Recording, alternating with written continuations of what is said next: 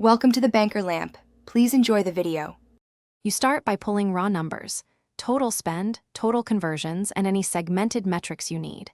Once done, define your goal CPA or Tcpa target, for example $50 per acquisition, because this guides optimization.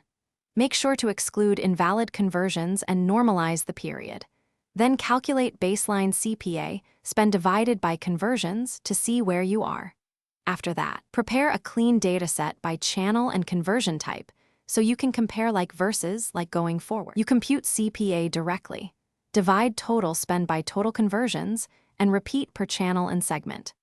Once you have CPAs, compare each to your target CPA to find the gap and percentage over or under target.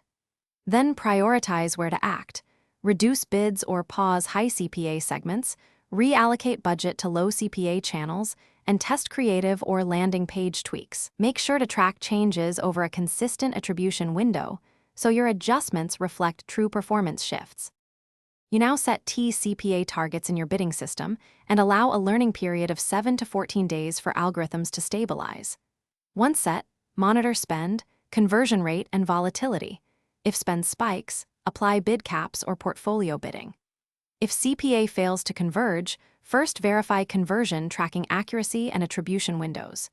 If issues persist, lower Tcpa gradually or widen targeting to give the model more signal. Finally, iterate. Review weekly and refine targets based on actual margins.